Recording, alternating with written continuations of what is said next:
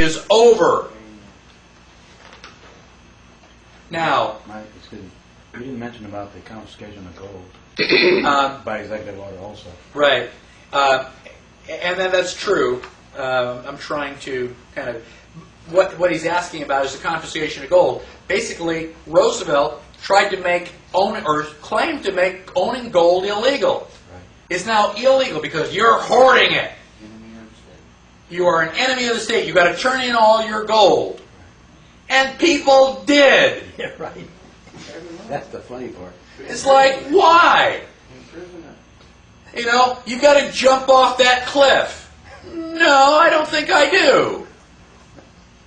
And what did they do? They put all of our gold in Fort Knox to keep it safe.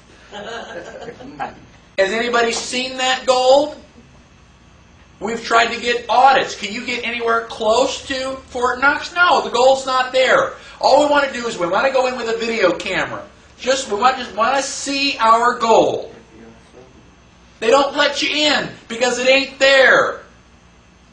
They've lied to us again. How bad does it have to get before we do something? Page 31. I'm just going to go through these real briefly. We've got so much corruption in the United States, it's not even funny. World War I was deliberately started. I mean, everybody was all, happy. They were shaking hands, and somebody assassinated Archduke Ferdinand. Oops, there we go. Got everything in.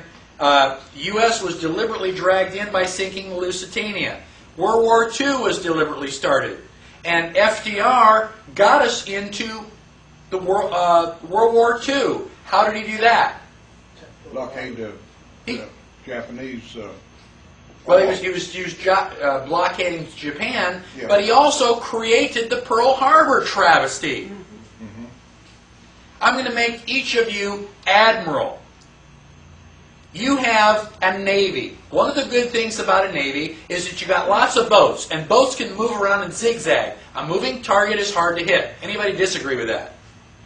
Not only is your boat hard to hit because it's moving, it's hard to find. You can hide it in the ocean. Anybody fly across the ocean? I mean, if you have a boat out there, the boat's probably the only people who know where it is. Finding a needle in a haystack is easy compared to finding a boat in the ocean. So now, as the admiral, your first act is to decide whether this is a good idea or not. We're going to take all of our boats and we're going to put them in this little tiny harbor called Pearl Harbor, and we're going to line them up in a straight line. How many admirals in the room want to do that? Not one. Why did we have our boats there in the first place? Because before he became president, FDR was also Secretary of the Navy. When he got elected president, he gave his admiral the order. He says, put all of your boats in Pearl Harbor. The admiral says, I will not. I'm an admiral. I mean, what kind of admiral am I going to be if I put all my boats in Pearl Harbor? No. FDR fired him. Put somebody else in. Said, put all your boats in the harbor. And he said, well, gosh, look what happened to my predecessor. I don't want to lose all these shiny medals. FDR deliberately caused Pearl Harbor to get us involved in World War II. That is treason. If he were alive today, I would assassinate that SOB myself. Anybody want to know my real feelings on the issue? It's all right, we got it on tape.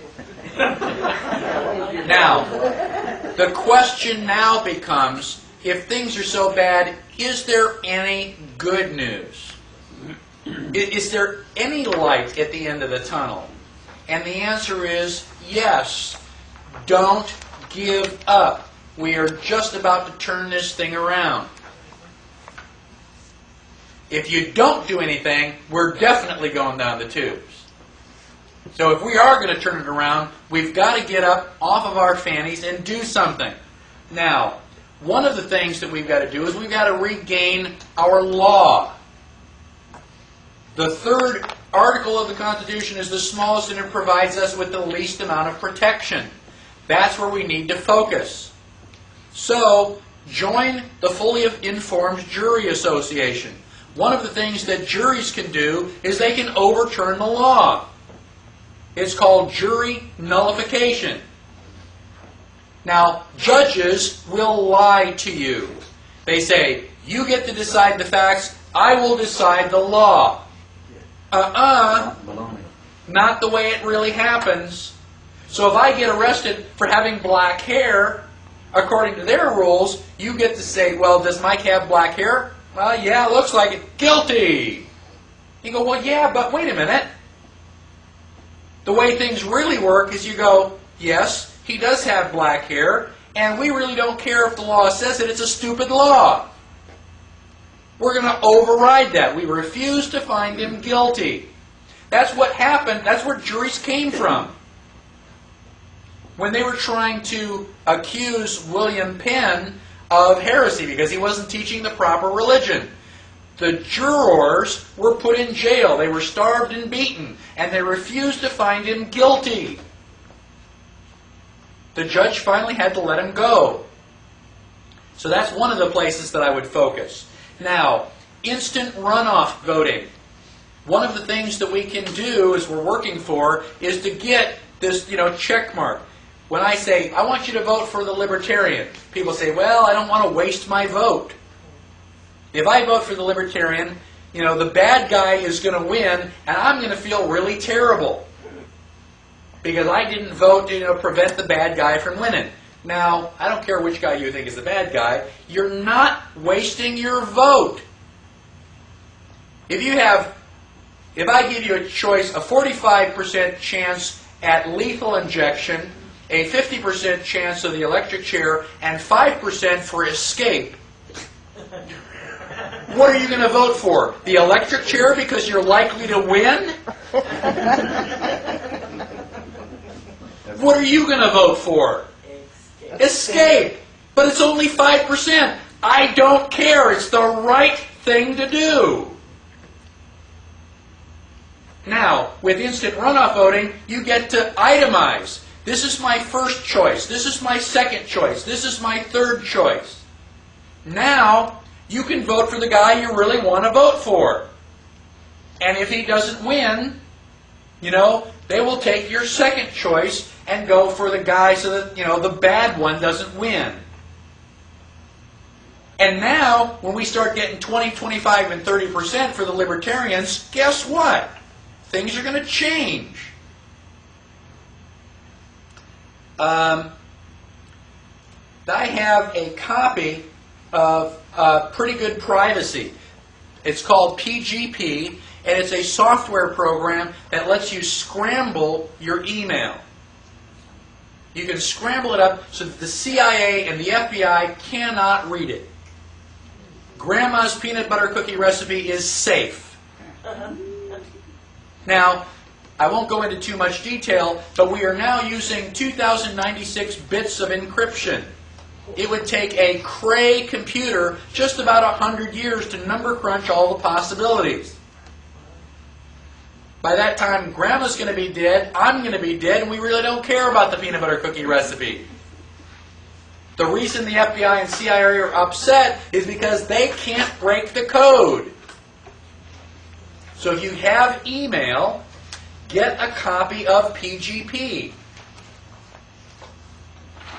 Now, Mike, I was yes. pushing the tape. What were they upset about?